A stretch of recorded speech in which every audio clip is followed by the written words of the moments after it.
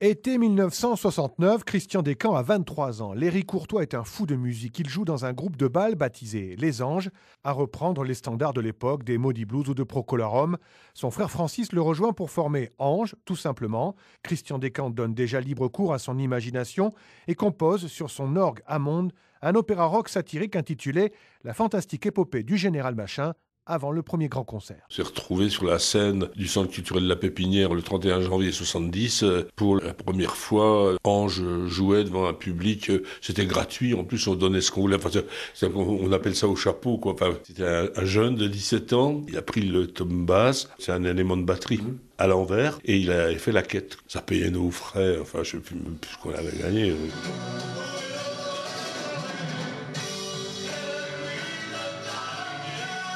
Pas intéressés par la recette, les musiciens de Ange sont surtout heureux de trouver un public réceptif et ouvert à leur style si personnel. Ça a été un truc fantastique parce que la salle était pleine, à craquer, il y avait du monde encore dehors. Les gens étaient curieux à l'époque et les gens bougeaient beaucoup pour découvrir.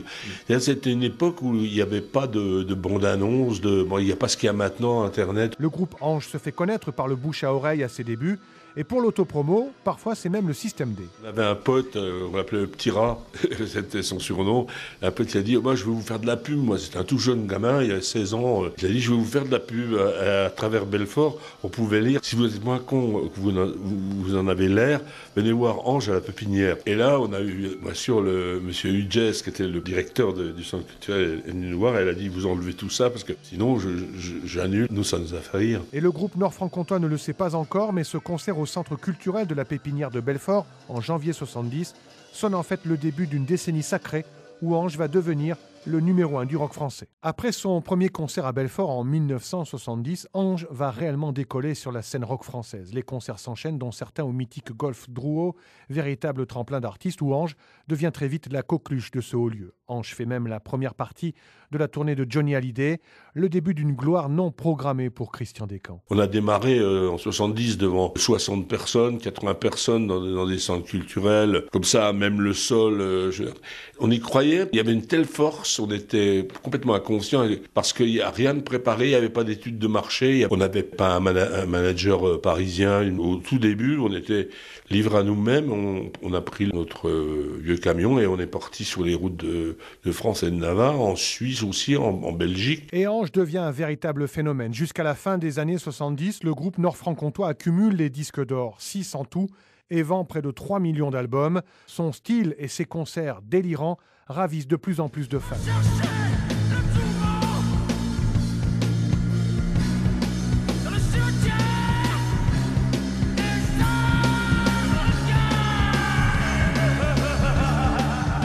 Au départ, on avait 60-80 personnes, et puis l'année d'après, il fallait rajouter un zéro, quoi. Ça faisait, il y avait 600 personnes, et puis après, et c'est parti comme ça. 73-74, on a commencé à faire du 2000 personnes, et ça a grimpé. En fait, on était un ovni aussi pour le showbiz parisianiste, qui lui se demandait bien ce qui se passait et quel était ce groupe qui en fait attirait autant de monde. On ne s'occupait pas de savoir ce qui était à la mode. L'âge d'or de Ange va durer jusqu'à la fin des années 70.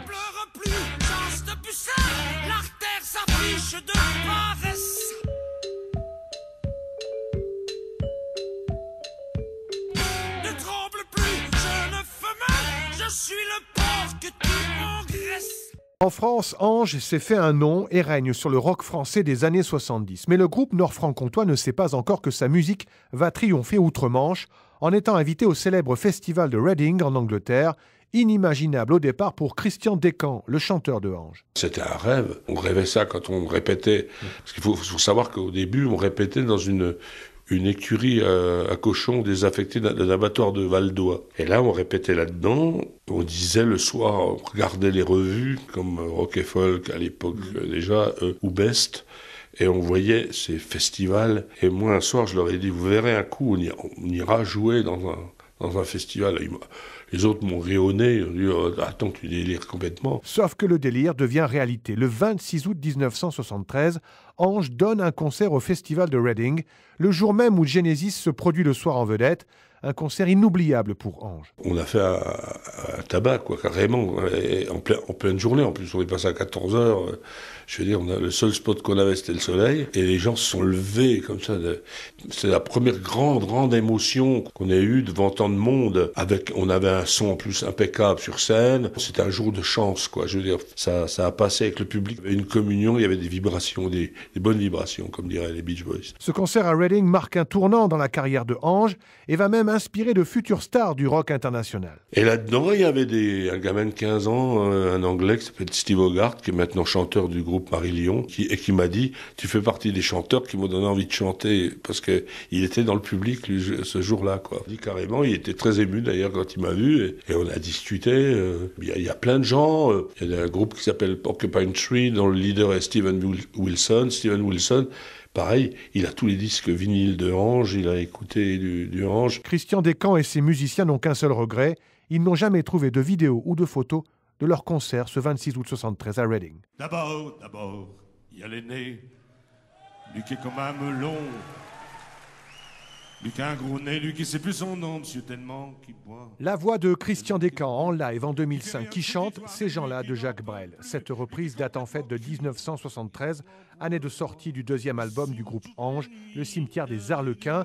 Une reprise très personnelle, évidemment, mais sous certaines conditions, comme s'en souvient Christian Descamps, le chanteur de Ange. En fait, quand on l'a mise au point avec le groupe, je ne sentais pas le passage de Frida. Il y a le passage où il dit « Et puis il y a Frida qui est belle comme un soleil ».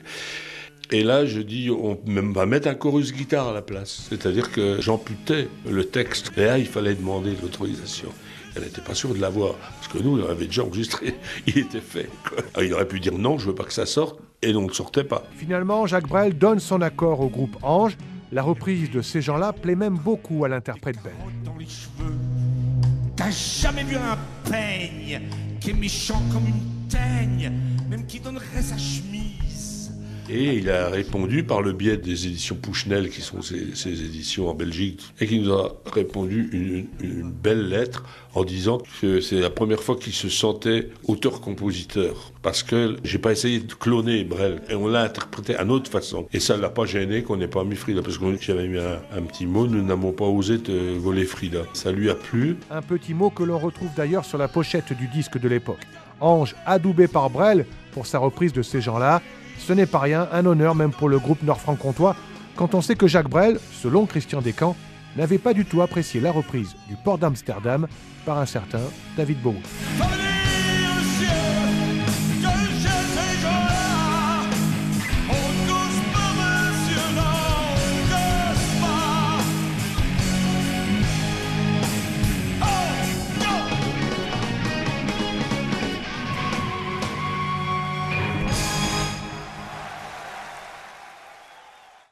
Ange, c'est un groupe, mais c'est surtout un homme. Son créateur et son chanteur depuis toujours. Christian Descamps, 71 ans aujourd'hui, une personnalité, un style décalé, déjanté même, avec une voix à part et une écriture si personnelle. Christian Descamps compose les textes des chansons de Ange, laisse libre cours à son imagination, à sa poésie surtout. Le groupe en lui-même, c'est un artisan du rêve. On est là pour faire rêver, pour raconter des histoires. Pour moi, tout est poésie. On peut raconter tout en poésie. Moi, il n'y a pas de tabou dans la poésie. On peut faire une chanson sur n'importe quoi, quoi. Je veux dire, sur une crotte de nez, c'est possible aussi. Hein, je veux dire.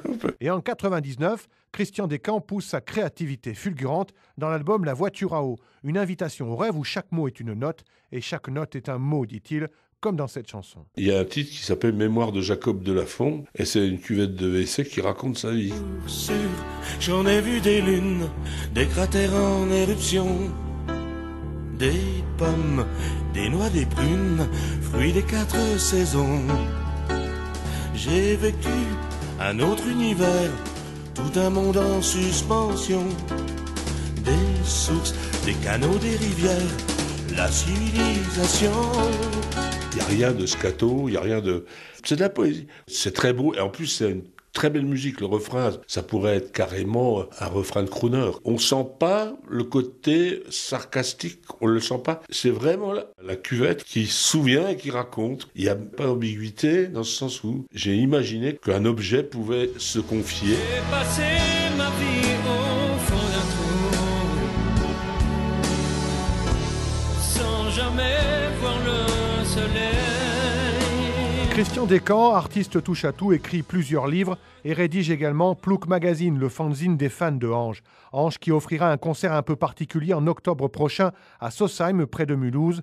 Le groupe enregistrera son nouvel album en direct devant son public. La scène sera en fait comme un grand studio.